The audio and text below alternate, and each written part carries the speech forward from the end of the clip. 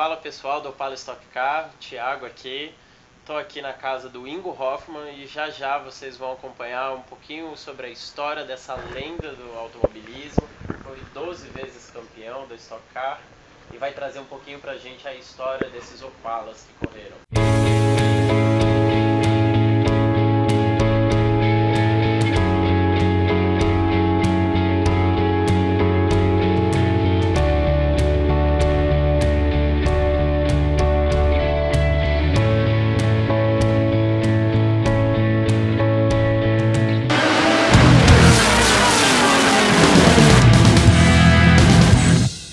Ingo, você pegou a Stock desde a segunda prova, né? Que a primeira foi em Tarumã e aí Isso. você pegou desde a segunda até 2008, mais ou 2008 menos. foi quando me aposentei, exatamente. Tá. Ao longo desses anos, então a gente teve Opala, teve Ômega, enfim, Mitsubishi, você teve diversos carros e óbvio que cada um que entrava tinha mais e mais tecnologia. Tecnologia ajuda, mas também às vezes não te passa tanto o feeling do carro. Eu queria saber se você sente saudade do Opala, ou as suas impressões, se você sente assim, nossa, era o melhor carro, ou não, graças a Deus, aquele sufoco que eu passava acabou. Bom, vamos lá. Eu acho que todos os carros sempre foram muito bons, muito prazerosos de guiar. Tá. Agora, tudo foi evoluindo, obviamente, em função da tecnologia. Eu sempre digo o seguinte, antigamente a gente não tinha um celular. A gente tinha que pegar o telefone discado, não sei se é da tua época, e para pedir uma linha. Hoje você conversa, eu tenho uma filha que mora no estrangeiro, eu converso com ela, com os meus netos, no live, vendo imagem. Quer dizer, a evolução é muito grande. A mesma coisa aconteceu nos carros, né? Agora eu tenho saudade sim de guiar os Opalas, os Ômegas, porque eu sempre costumo dizer que é uma pilotagem raiz. A pilotagem no sentido da palavra pilotagem. Não estou, obviamente, menosprezando os pilotos de hoje. Sim. Tudo são épocas diferentes, né? Mas naquela época dos Opalas, dos Ômegas, o piloto precisava ter muito mais recurso. Por exemplo, hoje os câmbios são todos aqui na borboleta, no pedal. Para a direita sobe a marcha, para a esquerda desce a marcha. Até poucos anos atrás, vamos dizer, sei lá, 7, 8, 9 anos atrás, era câmbio em H, primeira, segunda, terceira, quarta, depois a quinta. Depois sequencial, né? Depois sequencial, aí para fazer a troca de marcha você tinha que frear, fazer o punta-taco, que é frear com a ponta do pé, com o calcanhar, usar o acelerador para colocar o motor na rotação certa. O piloto precisava ter muito mais recurso. Tá. Piloto, precisava ter mais recurso. Hoje a eletrônica faz tudo isso sozinho. O piloto senta no carro, pé direito acelera, muitos usam o pé esquerdo para frear, aqui sobe a marcha, aqui desce a marcha. Freia, freia, vira, vira. Na nossa época você tinha que fazer esse malabrismo com pé de punta-taco, dupla embreagem, que é usar duas bombadas na embreagem para reduzir a marcha. O cara tinha que ter muito mais recurso. Os carros mudavam muito de comportamento no decorrer da corrida. Para você ter ideia, nos Opalas, lá nos primórdios da Stock Car, o freio traseiro era tambor, não era disco. Então a gente largava com a lona nova, quer dizer, assentava ela no treininho mais cedo para ela dar uma sentadinha. Aí largava a corrida, depois de algumas voltas, ia puxando o freio de mão, 1 clique, 2, para continuar encostando a lona na panela. Porque se não fizesse isso, o curso do pedal ficava muito longo, entendeu? Se você fosse com um pouquinho de força em demasia no pedal do freio, não dava aquela alavanca, mas você já podia perder um pouquinho de velocidade. Então a coisa era muito mais, em alguns aspectos, muito mais feeling e muito mais raiz também, tudo isso que eu estou falando, porque o amortecedor, a gente começava a corrida de um jeito e acabava com o amortecedor totalmente acabado, que a gente costuma dizer que parecia bomba de flito, o carro começava a pular de um lado para outro, porque não tem comparação. Mas eu tenho saudade dessa pilotagem sim. Caso engraçado, até naquela época, valia tudo, né? A gente podia treinar segunda, terça, quarta, quinta, sexta, sábado, domingo, segunda-feira e todo mundo andava no carro de todo mundo. Eu era o piloto que mais pulava de carro em carro, entendeu? Porque outras equipes concorrentes falaram, você dá uma voltinha no meu carro para ver como é que tá? Dá uma voltinha, falou, tá assim, essa porra, porque o cara tá me falando uma coisa, é outra, entendeu? Então, você dava essa consultoria? Uma consultoria fazia pelo prazer mesmo, sim, né? O prazer de guiar mesmo. Eu queria andar e descobri muita coisa boa que eu trazia pro meu carro também de volta. Eu falei, puta, aquele carro tem isso diferente do meu, entendeu? Então era muito legal, entendeu? Então tinha uma confiança muito grande. você já trazia na sua cabeça a possibilidade da frustração de o carro quebrar? Ou eu não quero nem pensar nisso, eu vou pensar como se... Não, são duas coisas separadas. Eu não pensava porque... Não pensava, falei, vai dar tudo certo, mas era muito, muito importante o piloto dirigir bem o carro de maneira que o piloto não quebrasse o carro, entendeu?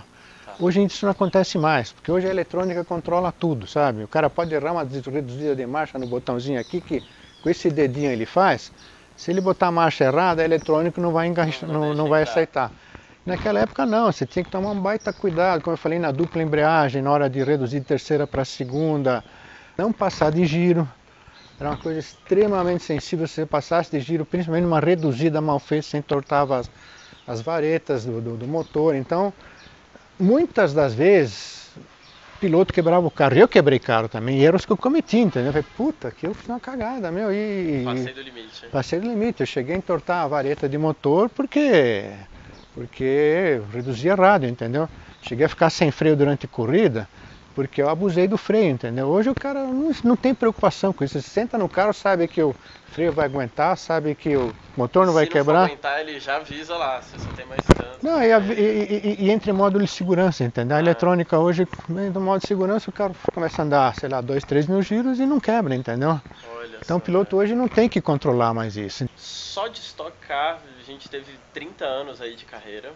E mais antes que você teve nas divisão de Fusca, teve Fórmula 3, 2, 1, enfim, inúmeras. Então são muitos anos de carreira e é uma profissão e exige um enorme esforço físico e mental. Eu sempre gosto de bater nessa tecla que é um atleta que está ali também. Com certeza. E ainda mais pelo que você falou, o nível de exigência cada vez maior.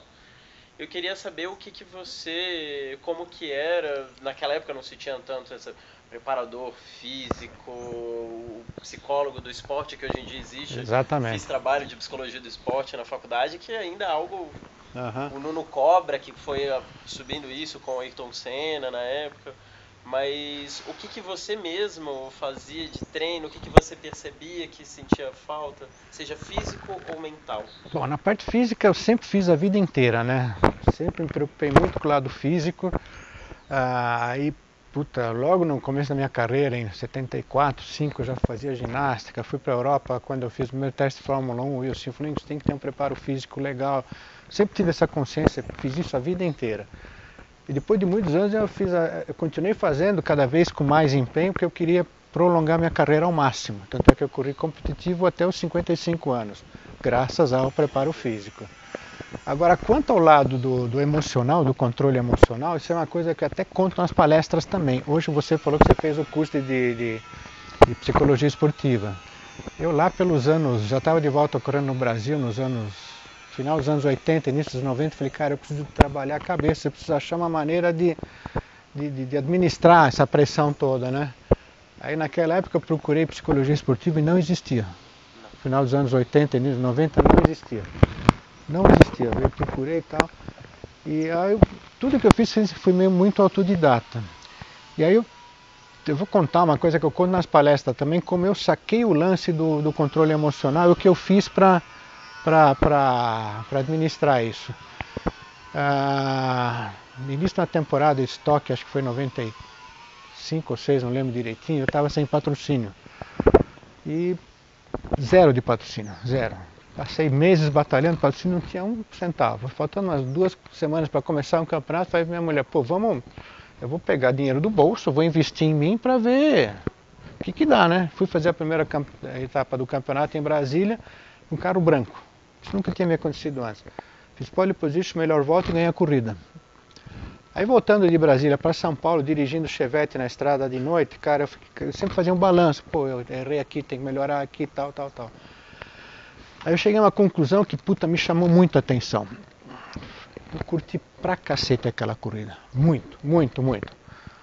Aí eu falei, cara, mas por que eu curti tanto essa corrida? Já tinha vencido outras tantas antes, já tinha sido campeão e tal. Aí eu cheguei à conclusão do seguinte, que pelo fato de não ter nenhuma marca escrita no meu carro, eu não me sentia na obrigação de dar retorno, de ganhar, tal da pressão. É o exemplo do jogador de bola vai cobrar um pênalti. Cara, o cara treina 100 vezes na semana, acerta 99. Naquela única vez que o cara chuta pra fora. E aí que você vê que você pode ter todo o preparo físico do mundo. Exato. Na hora, se você ficar nervoso...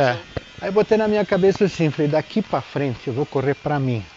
Que se dane o patrocínio que está escrito no carro, se é empresa multinacional, se é uma pastelaria do chinês, se é a borracharia do careca, não me interessa, eu vou correr pra mim. Vou isolar a pressão que eu mesmo colocava em cima de mim. Falei, eu tenho um puta talento para guiar carro, gosto do que eu faço. Se eu tiver um carro bom, cabeça boa para ser quarto, eu vou ser quarto, não vou me arriscar em ser terceiro. E que se dane o patrocinador, entendeu? Porque, pô, eu mais do que o patrocinador quero ganhar. Eu só vou ganhar se eu tiver a cabeça fria, entendeu? Hoje eu não sei como é que vocês fazem isso na parte da psicologia esportiva, entendeu? Mas, cara, eu falei, eu vou sentar aqui, curtir o que eu sei fazer, entendeu? E foi um autodidata nesse aspecto. Sim, acho que isso que você comentou, a gente diria muito também de uma aceitação radical. Então, aceitar uma realidade que eu não posso mudar. Porque se você sente, olha, só dá pra ser terceiro, se eu forçar mais eu vou quebrar o carro. E se você, enquanto você não aceitar aquela realidade, você vai ficar tão tenso que você vai errar curva, vai errar marcha e vai acabar nem conseguindo o terceiro lugar. E quando terminar a corrida em terceiro, ia ficar se cobrando um monte. Então, assim, a partir do momento que você aceita, ok, isso é uma realidade que eu não posso. Claro. A forma com que você olha, e eu descobri isso. A respiração. Respiração também.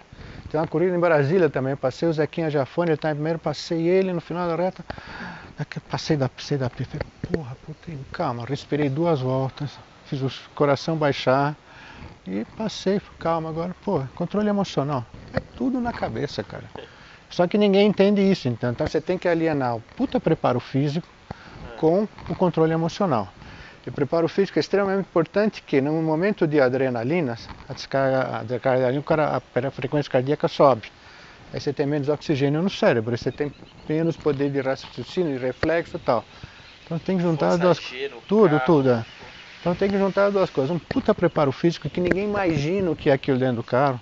Temperaturas acima de 60 graus. E cabeça fria para... Macacão dessa grossura. Mas o mais importante é o controle emocional, cara. Isso é... A gente vê na Fórmula 1, cara. Pega lá um Vettel, pô, o cara faz uma cagada, porque pô, você vê que a cabeça... Isso é eu que já estive lá dentro. Melhor equipe, melhor preparo físico e... Controle emocional. É muito difícil controlar isso, muito difícil. Muito difícil. Muito difícil. Mas...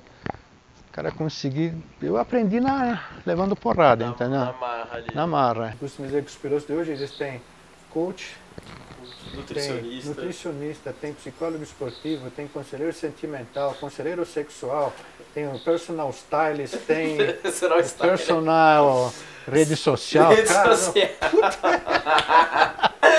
Personal trainer, tudo. Meu Deus do céu, viu?